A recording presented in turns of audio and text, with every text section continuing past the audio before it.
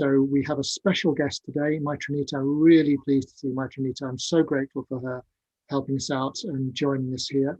We just had a lovely Metta Bhavana meditation, a loving kindness meditation. And this autumn, we've had a special theme. The theme was solidarity with self and world. And in particular, on Saturday mornings, we've been looking at the great, mainly Tibetan teaching of what's called the four reminders. The first of the reminders was the preciousness of human birth. And then we had the third reminder last time on karma. That is, actions have consequences. It makes a difference how you live. And what Maitrinita is going to talk about now is what's usually the second reminder, which is impermanence and death. And I won't say any more about that, except that we have this lovely image of the skull and flowers. Maybe lovely is not quite the right word, but this striking image of the skull and flowers. And maybe we just need sometimes to look at flowers, but sometimes we need to look at the skull as well, perhaps. I don't know. Mm. So have a pen and paper ready for later on. And now I'm going to hand over to Maitrinita, and she will introduce us to her topic. Okay. So here we go. I'll just take myself off the spotlight. Okay. So, thank you, Ratnaprabha, for that introduction again. Welcome to everyone who has turned up for the second half, and also those who've continued from the meditation this morning. So welcome to you all. So just to, what we're going to be doing in this second half, we've started with meditation and the Metta Bhavana. What I guess we've explored is change in that in the Metta Bhavana, change. And change I see as another word for impermanence. So it's, you know, you can see what that brings up for you in terms of how you translate impermanence and what is your experience of impermanence. It also, I guess, impermanence also brings up the word death for me as well. So yeah, so change, impermanence, death, they're all slightly strands of the same thing, I think. Yeah. So this second half, we're going to look at the story of Kisa Gotami. Some of you are really familiar with that story, and hopefully we'll see what arises from the retelling of the story. And also, for those who aren't so familiar, we'll just see what arises for you. So this part of the session is still dealing with impermanence and death. And the Kisogotami story is from, it's not a story, it's a real life event that happened with the Buddha 2,500 years ago. And just the context for the Kisogotami story is, well, it's part of not a context, but a sense that loss and the parental loss, and we have that that theme, that myth, that sense of parental loss of a child that goes through cultures, it goes through centuries, it goes through literature. And just bringing to mind things like King Lear, and the loss of particularly his daughter Cordelia. In religion, we have that in the image of Jesus and Mary, Jesus and Mary, the loss of Jesus, the crucifixion and the loss. We have it in Greek myth, Persephone and Demeter. Particularly Persephone is associated with this time of year, autumn and winter, and going into the underground. And we have it in our social context, thinking about the loss, you know, significant losses that have captured the public imagination. We have that in Stephen and Doreen Lawrence, for instance, the loss of Stephen Lawrence, yeah. So it's a subject that goes through time. It's an experience that goes through, is universal, and timeless, the loss of a parent, a loss of a child. So I'm just going to set the Kisagotami story, the event. I'm just going to bring it, we're going to do some time travel. So I'm bringing the Kisagotami story up to the present.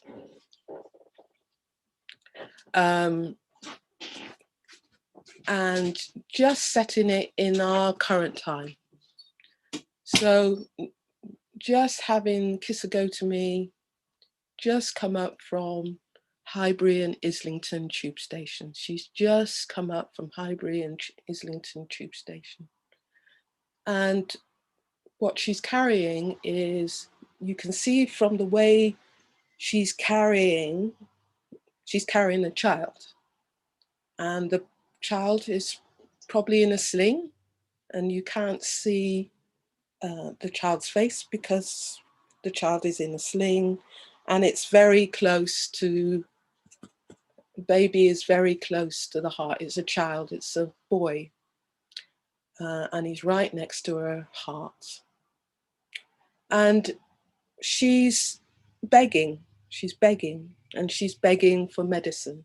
She's begging for medicine. That's what she's begging for on Upper Street, on the Holloway Road. She's begging for medicine. And people who see her will, you know, as they get their coffee, as they're looking through their mobile phones, they're noticing, if they notice her, they notice that she's really distressed. Of course, she's distraught. She's distraught because what she's come up with, what she's holding is her son. And those who know the story know that her son has died. Her son has died. So she's looking for medicine for her son. She wants medicine for her son. And someone says, why don't you go and see the Buddha? So I'm going to make the Buddha alive again. Bring him up to life. He's resurrected for the time being for this story. And they tell her, the Buddha's down the Holloway Road. The Buddha's down the Holloway Road.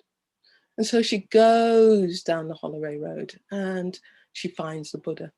She probably finds him at North London Buddhist Centre. And the Buddha sees that she is so distressed. And she's holding onto this baby, And nothing, and he doesn't particularly say, oh, the baby's dead. He doesn't respond in that way. He just takes her in, fully takes her in. And she was looking for a cure, and she thinks that the Buddha can offer her a cure. And he says that he can help her. He says that he can help her. So he says that if she needs to find a household, go to the houses, the flats, the houses, the flats, the shops, and find a person, a household where there has been no death, at all. Yeah, he tells her to go out and find that. So she thinks it's go to a house where there is no death. And in the original version, it would be mustard seeds, and ask for mustard seeds. But in the version I'm going to tell you, mustard seeds may have been used to help with medicines, to make medicines palatable, because she's looking for a cure. So she goes out. But this time we're talking about, I'm going to ask her the Buddha asks her to get a teaspoon of sugar. to sweeten the medicine, yeah? So she goes out, back onto the Holloway Road, back down Upper Street, back into, and she goes to each household, and she goes to each shop, and she goes to each flat, and she asks for a teaspoon of sugar, a teaspoon of sugar. And at each household, they say they can give her the sugar. They can give her the sugar. Very happy to give her the sugar if they open the door. And then she asks, is this a household where no death has occurred? And the response is yes. There has been death. There has been a death. Yeah. Of an aunt or uncle, of a parent, a child, a pet. Yeah, there has been a death. Yeah. Maybe death is not so obvious these days, but there's still things like miscarriages, there's stillbirths, there's cot deaths, there's ordinary dying, ordinary life cycle ending. So she goes to the next house and the next shop, and at each one she finds that they can offer her a sugar, the teaspoon of sugar, but they have had an experience of death. And she moves from house to house, trying to find cure, trying to find sugar, trying to find someone who will say that there has been no death. They have never experienced death. They have never experienced loss. And each householder says to her, do not remind me of my loss, of our loss. The dead are many, the living are few. Do not remind us of our loss. And this goes on and on and on. And she goes down the Caledonian Road. She goes down King's Cross. She goes into Highbury. And nowhere can she find anyone who responds and says, yes, there has been no death in her home. So eventually she comes home. She doesn't come home. She comes back to the Buddha. And on her way, she rests. She lays her baby down. She lays him to rest. And she goes to the Buddha and she sits before the Buddha and she asks for a teaching. So that's the story in short, just a short version of the story. So what I wanted to do was just to explore three things around that story, around the story of death and impermanence. So there was kind of three areas that I wanted to explore. So I started off, one of the areas was the infant son. That relationship with the infant son, yeah? Kisagotami's relationship with her infant son. So we see from the story that she's come up and she's still holding her baby. There's a refusal to put her son down. Right at the start of the story, there's a refusal to put her son down. And that refusal, you can see it as a refusal to be with death or be with the impermanence, or refusal to be with reality that her son has died. Yeah. So, and what else does that refusal, the infant son represent in the story, if we're exploring that story? Well, she keeps holding him, she keeps embracing him, and he's right near to her heart. Yeah, he's close to her heart. And that experience of holding him, keeping him close, well, that is also, even though she's in one way refusing to put him down, but it's also, you could see it as a connection with death.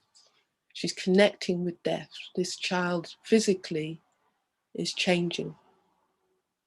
It's no longer moving, we're no longer making sounds. He's still, he's quiet. So she's feeling death through the senses. You know, his touch, the touch of him cold, the smell of him, the scent of him, the sound of him silence, the sight of him changing. So she's experiencing that through the senses, through holding on, and yet she's also refusing to put him down, refusing to let go. And this experience of her son, this other exploration of her son, is an experience of the three lakshanas. The three lakshanas are experienced by just holding on to her son. She's experiencing, and the lakshanas are, she's experiencing insubstantiality. Her son's form is changing. Her son's, he had a more, we know what that is, for the body to deteriorate, the body to deteriorate, to change. She's having an experience of the second lakshana, impermanence. Her son's appearance is changing. She's having an experience of dukkha and satisfactoriness. She wants him to return to life. She wants a cure. She wants to retrieve him, to retrieve him from death, to bring him back from death. And despite her search, despite her journey, all those people that she goes to who can give her sugar, but they can't give her a cure. So she's experiencing all the lakshanas, and the lakshanas are very important in the contemplation of reality and reality in Buddhism. So this is what she's experiencing with her son, There may be more things that you may, as you reflect on that story, will come up for you. So the second area of exploration I want you to explore with you around the Kisogotami story is the reminder. Do not remind us, the householders, do not remind us of our loss. The dead are many, the living are few. Do not remind us of our loss. So Kisogotami is in a relationship with the householders. She's in relationship with the people she meets on the street when she asks for a cure, when she asks for help. That she is a reminder, she is a mirror of showing impermanence herself. She's showing that by holding her child. She knocks on the door of the householders, and they may be expecting, an Amazon package, and what they get is a woman with a dead child in her hand. So she's reminding them of death and impermanence, but she's also, or they are also reminding her of her, her connection with them. They have experienced death. They have experienced loss.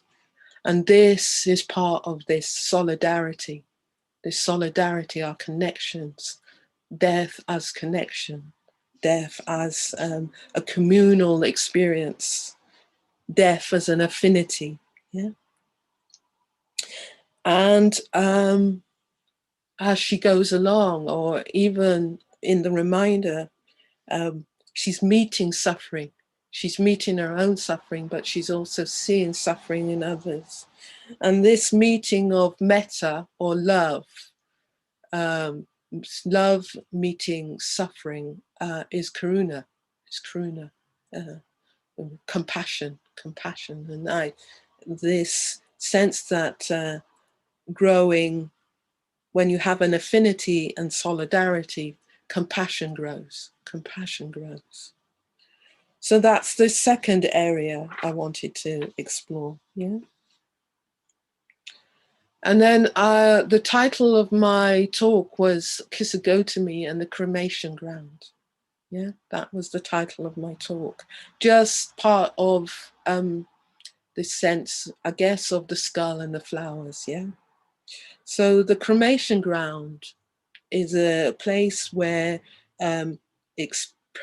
impermanence and death are experienced and contemplated, yeah. It's a place where that is happening, a reflection, a real coming face to face with loss and death and fear.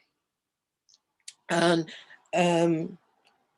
it can be a place, it's a place of death, it's a place of impermanence, it's a place of grief, it's a place of mourning, it's a place where we contemplate the lakshanas, yeah, and reality. It's a place where cremation grounds can be a place where we want to turn away from. It's, yeah, or we don't want to look at. It brings up that response in us. It's a place where we don't want to be with our experience. That can be brought up by so, and also the cremation ground in this story is the infant son. He's right next to her. He's right beside her. He's close to her heart, yeah? So instead of going to a place, she has in her son, Kisa Gotami is meeting her son. Her son is the cremation ground. Now in the Buddha's day, the cremation ground would be a place where the Buddha sent his disciples to, or the monks, to experience death and impermanence. It's a place where bodies were left, yeah, where bodies were left. And the Buddha would have sent his monks to this place as an antidote to craving, and craving in this way is attachment to the material body, yeah. So the Buddha would have asked people to experience that in order to reduce their craving, yeah. But it's also the place where the Buddha first taught the metta bhavana practice. Yeah, well, it's the first experience that the monks would have had of the metta bhavana practices, and the Buddha teaching that. Yeah, so there is the story of the monks being so afraid of their experience of the cremation ground that they came back to the Buddha. And the Buddha, in response to their fear, taught them the metta bhavana. So the metta bhavana is, as well as cultivating universal loving kindness and friendliness, is a protective practice. It's a practice that helps us come to acceptance with fear, come to welcome fear, maybe, come to deal with our fear, yeah? It allows us to be with fear, Yeah, so that is another thing about the cremation ground. It's can be a place where we experience fear, but the metta bhavana can help us deal with our fear. So those are the three areas that I wanted to kind of explore with you all. Yeah. So just taking that in for a moment and just letting go of the story for a moment and just coming back to your breath. And we're just going to move on to some questions where I'd like you to explore, some questions and an exercise I'd like you to explore, yeah? So if you can bring your pens and papers to mind. And for Ratna Prabha, can you bring up the first question? No, it's not a question, but it's a quote from the four reminders. Yes, so it says, "This life I must know as the tiny splash of a raindrop." Yeah, yeah. Can it be up for a little bit longer, that quote, Ratna Prabha? Yeah, so that people can write it down. Yeah. This life I must know as a tiny drop of a raindrop. Yeah. I just want you to write that down as a statement. Yeah. And what we're going to do in this exercise is you start with this sentence: this life I must know as a tiny this life I must know as a tiny splash of a raindrop. And then what I would like you to do for 3 minutes is to just write from that. Yeah. And when you lose contact or you've lost the plot, start again with the sentence. Yeah. This life I must know as a tiny splash of a raindrop. So keep writing for 3 minutes. So I'm going to ring the bell and then you just write. Don't stop. You just write. Okay. So I'm ringing the bell now. Hopefully everybody's got that, and we're going to start. 3 minutes on this life I must know as the tiny splash of a raindrop.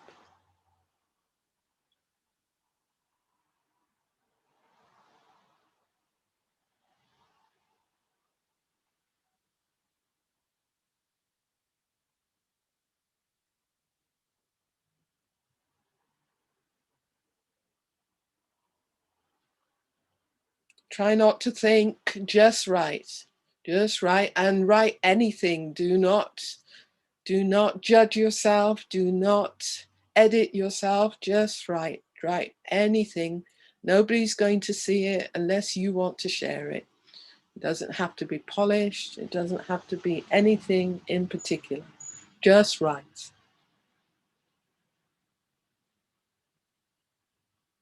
You can write, this exercise is rubbish. You can write anything. Yeah.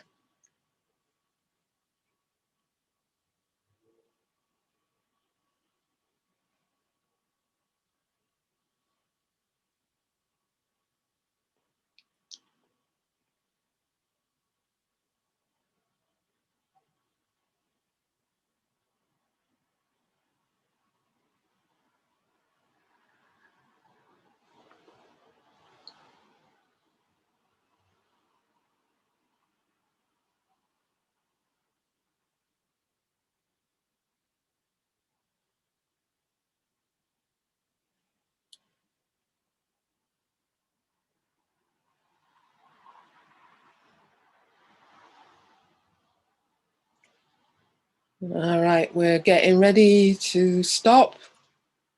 I'll ring the bell to stop. And we just stop, yeah? Don't worry about finishing your sentence. in the second exercise, we're just going to do these things very quickly. So in the second part of the exercise, I want you to jot down 3 moments when you noticed impermanence or change. 3 moments when you noticed impermanence or change.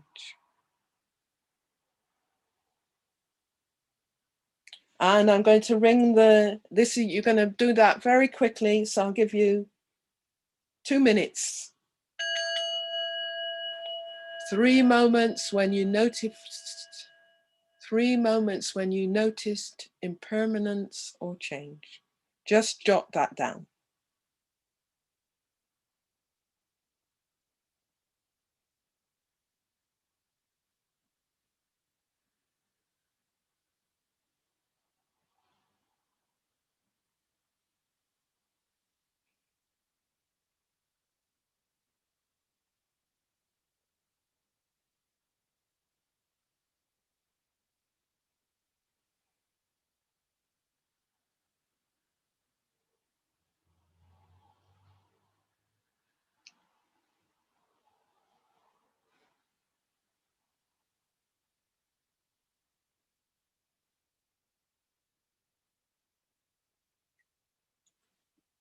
Getting ready to stop. I'll ring the bell. Stop.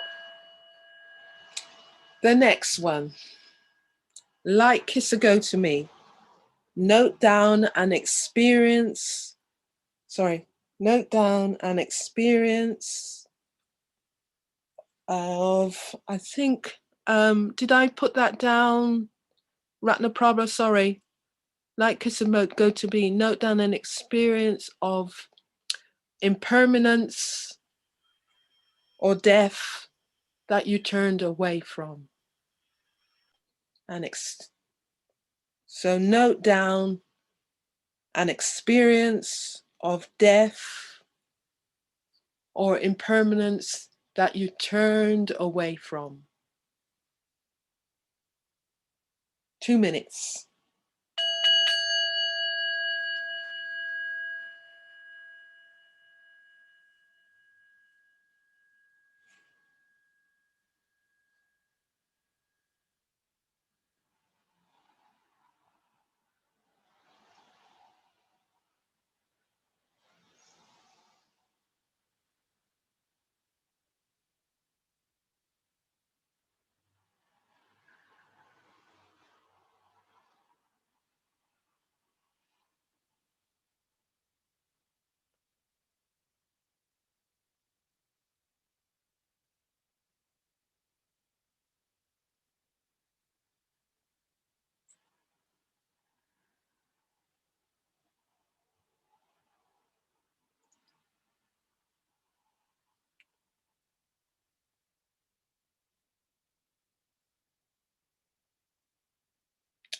Letting go of the focus on the last question. And this is going to be the last question now. Stop. So the last question is to name 3 things that have helped you to be with change or impermanence or death. Name 3 things that have helped you be with change or impermanence or death. So you just choose one of those. Yeah. 2 minutes.